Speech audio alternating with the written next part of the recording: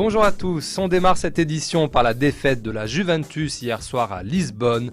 Tevez n'a pas suffi et regrette ainsi la Gazzetta dello Sport suite au succès 2-1 du Benfica. Mais le but de Lapache, son premier depuis 5 ans sur la scène européenne, pourrait valoir très cher dans une semaine à Turin. Dans l'autre demi-finale aller d'Europa League, le FC Séville s'est imposé 2-0 à domicile face à Valence avec notamment une superbe talonnade de Stéphane Mbia. Seul Hic, l'ancien Marseillais, était hors jeu, ce qui a eu le don d'énerver la presse valenciane qui crie au scandale. Voleur, titre ainsi Super Déporté, confiant toutefois sur les chances du FC Valence d'inverser la tendance au retour. Rappelons qu'au tour précédent, le club tchèque s'était incliné 3-0 à Bâle avant de l'emporter 5-0 à Mestalla. Munich sera bouillant, écrit de son côté Marca à 4 jours du choc Bayern-Real Madrid, une référence au discours prononcé par Karl-Heinz Rummenigge juste après la défaite bavaroise à Madrid. Le 0-1 n'est pas un bon résultat, mais je crois que mardi prochain, quand le match va commencer, Munich va s'enflammer. Nous aurons 70 000 supporters derrière l'équipe. Je n'ai pas l'impression que les dirigeants madrilènes soient satisfaits du résultat.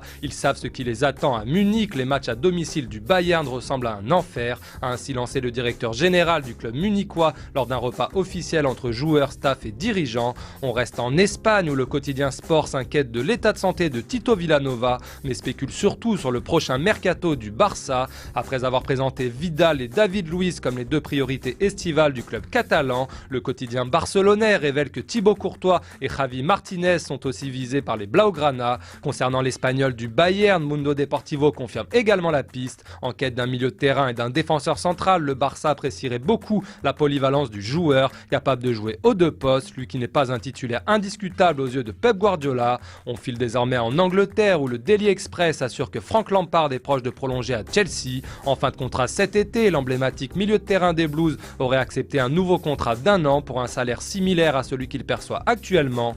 Allez, on termine enfin cette revue de presse à la une du Sun qui révèle que Lukas Podolski pourrait quitter Arsenal cet été et rejoindre son ancien club de Cologne, récemment promu en Bundesliga. Le Sun qui annonce également que si Sir Alex Ferguson a bien participé aux discussions liées à la démission de David Moyes, il a tout tenté pour sauver la tête de son successeur et n'a surtout pas apprécié la manière dont l'ancien manager d'Everton a appris sa démission, à savoir dans la presse. Voilà, c'est tout pour aujourd'hui. Bonne journée à tous sur le site et rendez-vous dès lundi pour plus de gros titres et d'infos fraîches.